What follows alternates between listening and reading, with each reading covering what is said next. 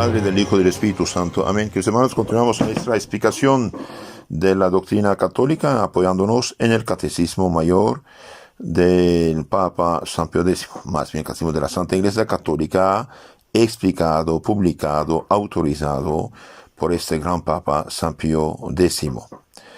Preguntas 589 a 597. El Papa hace esta pregunta: ¿deben todos procurar recibir el sacramento de la confirmación? Sí, todos deben procurar recibir el sacramento de la confirmación y hacerlo recibir a sus subordinados.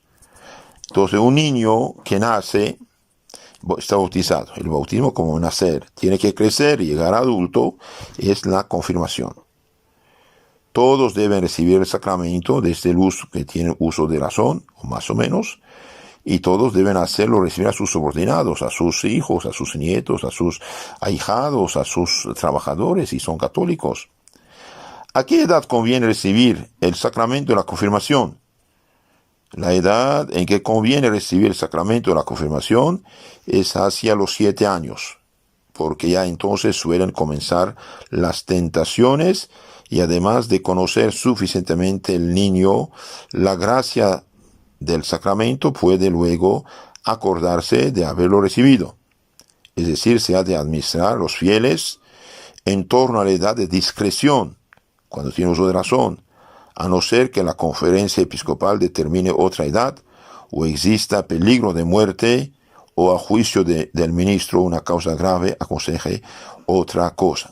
Entonces, cuando un niño llega a la edad de discreción, de conocer entre el bien y el mal, puede ser tentado y puede pecar mortalmente. Por esta razón se pide que sus padres, abuelos, padrinos, hagan todo lo posible para que sea confirmado.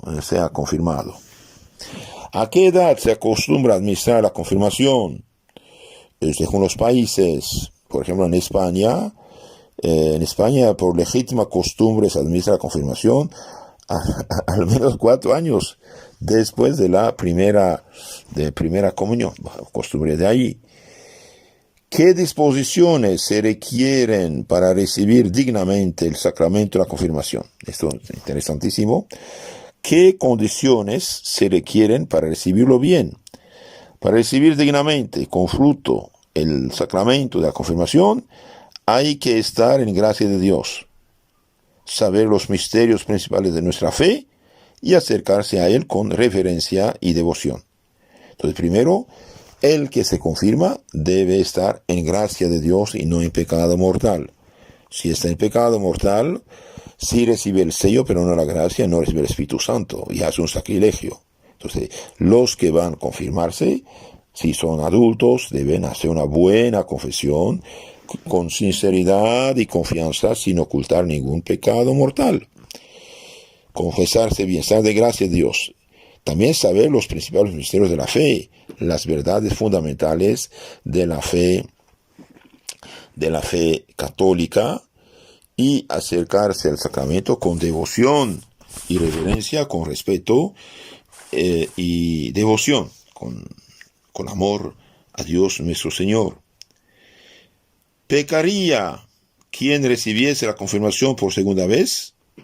Sí, cometería un sacrilegio, porque la confirmación es uno de los sacramentos que imprimen carácter en el alma y que por lo tanto solo una vez se puede recibir. Entonces, el que recibe por la segunda vez la confirmación o el bautismo peca mortalmente, hace un sacrilegio, porque hay 3 sacramentos que imprimen un sello espiritual en el alma que nunca se borra: es bautismo, confirmación y orden sacerdotal. Bautismo significa una vez uno nace, no puede volver a nacer. La confirmación una sola vez crece, no puede crecer segunda vez y llegar a adulto, ¿no? ¿Qué ha de hacer el cristiano para conservar la gracia de la confirmación? Muy interesante esto. Para conservar la gracia de la confirmación, es decir, el Espíritu Santo, la caridad, los dones, las virtudes, Para conservar la gracia de la confirmación, debe el cristiano hacer frecuente oración, ejercitar buenas obras y vivir según la ley de Jesucristo sin respetos humanos. Entonces uno debe hacer oración. Dichosos 1000 veces los padres, abuelos, hermanos mayores que enseñan a los niños a rezar, que enseñan a los niños la importancia de la oración, nunca dormirse sin haber rezado, al menos el Padre Nuestro, la Ave María, pedir perdón a Dios, faltas y fallas, hacer su examen de conciencia.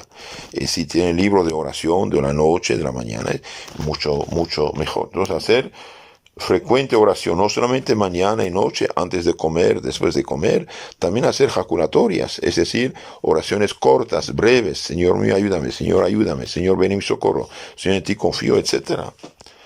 También debe ejercitar buenas obras. Un cristiano lleno del Espíritu Santo de Dios y de caridad, porque caridad, gracia y Espíritu Santo van juntos, y bien debe hacer buenas obras bajo todas las formas diferentes, desde la caridad hasta no hablar mal de la gente, hasta dar buen ejemplo y ayudar con todo lo que uno puede, y vivir según la ley de Cristo, sin respeto humanos.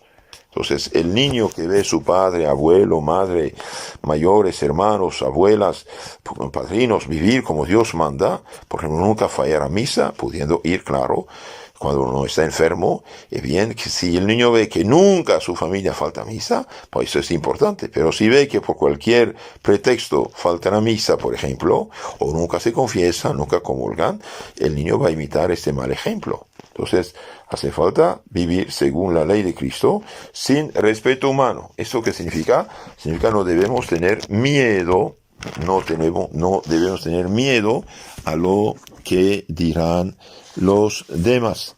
Se lee en la historia de la iglesia que los santos insistían mucho que fueran todos confirmados. Por ejemplo, cuando San Francisco de Javier estaba en las Indias, ahí al lado de China, para predicar la fe cristiana, en el año 1542 escribió inmediatamente una carta a San Ignacio, que estaba en Roma, y le suplicaba: por amor de Dios, vaya a ver al Papa y pídale que le conceda al obispo de Goa, una ciudad llamada Goa, la facultad de delegar el permiso de confirmar a los sacerdotes que están en los diferentes lugares de la India. En esta época no había avión, no había carro, todo era a pie, un barco o asno. Porque aquí, dice el santo, por las grandes distancias el obispo no puede ir personalmente a confirmar, y los cristianos se ven privados de la gracia, de la fortaleza, de la luz de ese sacramento. Y por el trato frecuente con los paganos, más que en otras partes del mundo, está en peligro de perder la fe. Entonces el santo pide que el Papa dé permiso al obispo para delegar a los sacerdotes de confirmar la gente donde no hay obispo, no llega el obispo. ¿Por qué? Porque estos cristianos viven en medios paganos y pueden perder la fe por respeto humano o miedo. 6 años más tarde, en 1548, en otra carta, San Ignacio decía: todavía estamos esperando con ansia el permiso de confirmar, por la gran necesidad que tienen los cristianos de esos lugares de fortalecerse con la gracia del sacramento de la confirmación. Entonces, esto es importantísimo, ser confirmado. ¿Por qué? Porque la confirmación, dijimos, nos fortalece, nos confirma en la fe. Todos los días hay católicos que no solo flaquean en la fe, sino que pierden la fe y pasan a otras sectas, religiones. Es que la fe no se puede conservar si no se está dispuesta a defenderla. Obligación del cristiano es no solo defender su fe y conservarla, sino dar testimonio de su fe y propagarla. Y hoy, mediante el liberalismo, esa idea que no es para nada católica, yo respeto todas las religiones, yo respeto tu religión, respeto la mía, etc. Esto no es católico. El cristiano tiene la obligación no solo de defender su fe conservarla, sino de dar testimonio y propagarla, porque Cristo no tiene iglesias, tiene una iglesia y esto debe ser proclamado. Pero hoy hay un virus, podemos decir, un virus que penetró en la mente de muchos católicos. Ecumenismo, todos hermanos, aleluya. Esto no es posible porque Cristo no tiene iglesias, no fundó iglesias. Entonces es importante confirmar. Los apóstoles, hemos visto, fueron transformados cuando recibieron el Espíritu Santo. Fueron transformados, fueron testigos de Cristo en Jerusalén, Galilea y hasta los últimos confines de la tierra, había dicho Cristo. Hechos 1, 4 a 8. También fortalece con la gracia del Espíritu Santo para poder dar testimonio de la fe cristiana. Entonces, el cristiano confirmado debe vivir en gracia de Dios y no en pecado mortal. En su famoso catecismo popular explicado, el padre Spirago dice que hoy en día hay tantos cristianos que flaquean en la fe porque no tienen en la debida estimación el sacramento de la confirmación. Muchos flaquean porque no fueron confirmados o confirmados bien pecado mortal. De ahí la importancia que los hermanos, padres y madres, defender sus hijos de estas malditas películas que son escuela de perdición, escuela de Satanás, escuela de vicios y pecados. San Vicente Ferrer, ya lo dije, lo repito, había profetizado ya en el siglo XV que en los últimos tiempos el demonio hará todo lo posible para retraer a los cristianos de la recepción del sacramento de la confirmación, para que lleguen más fácilmente a apostatar de la fe. Es algo grave. Bien, el que rehúsa o aplaza la recepción del sacramento de la confirmación se expone a un grave peligro, como un viandante que tiene que transitar por un paso muy arriesgado y rehúsa las armas que le ofrecen para su seguridad y para su defensa. Vemos también la historia de la iglesia, que los que fueron confirmados, pudieron defenderse y recibir bendiciones especiales a Dios. Por ejemplo, refiere San Bernardo en la vida de San Malaquías, obispo de Irlanda, que fue a visitar el obispo Malco para hablar de cosas referentes al culto y servicio divino. Hallándose Malco confirmando, le presentaron un lunático o con acceso de locura, el cual al ser ungido con el santo crisma, se curó completamente. El lunático se curó completamente. También leemos en la vida de San Carlos Borromeo, durante la peste de Milán, en los años 1570 y pico, se expuso a los mayores peligros visitando y administrando la confirmación a los apestados. Santo Toribio de Mogrovejo, en Perú, visitó 3 veces toda la diócesis, entonces la más grande del mundo, mayor que ella sola, que varios reinos de Europa reunidos, y confirmó a 1 millón de cristianos. Un día fueron a unas montañas muy altas, muy retiradas, confirmaron todos, chicos y grandes, y cuando ya subieron otra vez a la montaña, llegó la noticia que habían olvidado una persona enferma. Entonces los sacerdotes empiezan un poco a enojarse, entonces dijo, cállense, regresemos. El santo obispo regresó para dar el Espíritu Santo a esta persona enferma. Leemos también la Biblia, los israelitas al reconstruir el templo con una mano, trabajaban, en la otra tenían la espada contra los samaritanos que querían impedir la construcción del templo de las murallas de Jerusalén. Así el cristiano ha de trabajar por su perfección y luchar contra los enemigos que se oponen a ella. Se lee también otro caso en la historia, Un rey de Persia, perseguidor de los cristianos, o católicos todos, ¿no?, quería persuadir a San Benjamín, obispo, a que abandonase la fe. Le replicó el santo: ¿qué harías con un oficial de tu ejército que en la hora del combate, por miedo, hiciese traición a su bandera? Le condenaría a muerte, dijo el rey, pues yo, al ser confirmado, he jurado fidelidad a la bandera de Jesucristo, y si fuese infiel, me condenaría en su juicio. Y San Benjamín aceptó gustoso, él y muchos otros mártires, el martirio.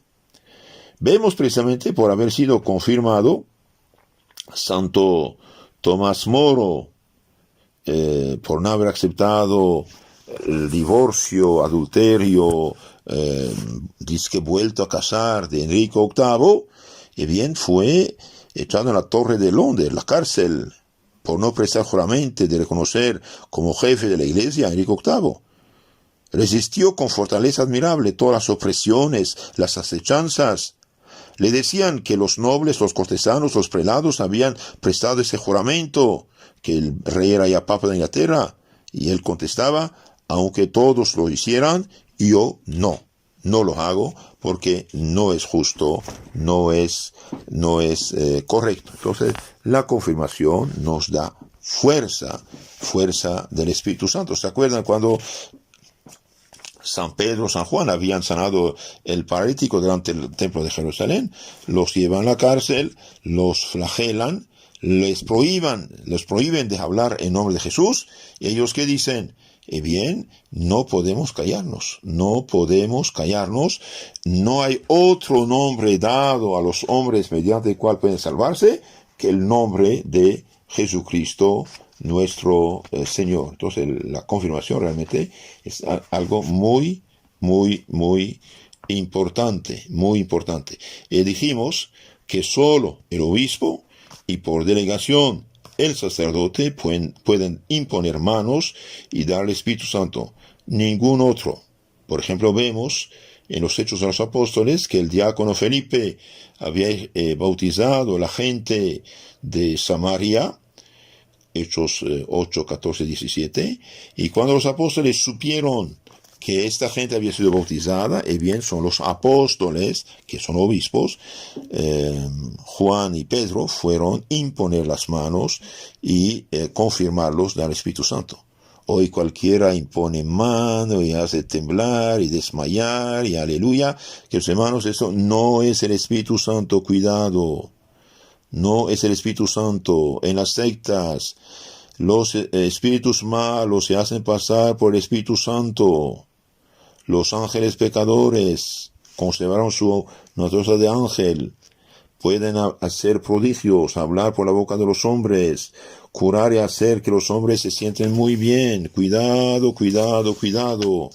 Nunca aceptar que alguien les imponga las manos en estas asambleas que un católico no debe frecuentar. Las sectas fundadas por hombres no tienen ninguna protección contra las trampas de los demonios que mezclan lo bueno con lo malo para engañar mejor a la gente. De hecho, en segunda carta Corintios 11:13, San Pablo dice: el Satanás se hace pasar por ángel de luz, no hacerle caso. Y los católicos no deben imitar a los protestantes. Cuidado, el Espíritu Santo se recibe en los sacramentos. El Espíritu Santo solo puede dar al obispo, puede ser el sacerdote, ninguna otra persona. Hay 5 sacramentos que son sacerdotales. 5. La confirmación, precisamente, la celebración de la misa, perdón los pecados, la confesión, ungir los enfermos y el orden sacerdotal. Estos 5 sacramentos nadie puede darlas si no es sacerdote. Entonces el Espíritu Santo se da en plenitud al alma del confirmado. Terminamos estas preguntas. ¿Por qué también en la confirmación hay padrinos y madrinas? Para que estos, con palabras, ejemplos, dirijan al confirmado por el camino de la salvación y lo ayuden en la milicia espiritual. Entonces el padrino, la madrina son instrumentos de Dios para que ayuden al confirmado en el camino de la salvación y lo ayuden en la lucha espiritual de la vida cristiana. ¿Qué condiciones se requieren en el padrino o la madrina? El padrino ha de ser con conveniente edad, católico, confirmado, instruido en las cosas más necesarias de la religión y de buenas costumbres. Entonces tiene que tener al menos una cierta edad, ser confirmado él mismo, porque ¿cómo puede ejercer la lucha espiritual el que no la aprendió? Instruido en la religión y de ser buenas costumbres. Un borracho, un perdido, un adúltero, un fornicario, un unión libre no puede ser padrino. ¿Contrae el padrino de la confirmación algún parentesco con el confirmado? El padrino contrae con lo confirmado parentesco espiritual, aunque este no produce impedimento para el matrimonio. Entonces hay un parentesco espiritual. El padrino debe dar el ejemplo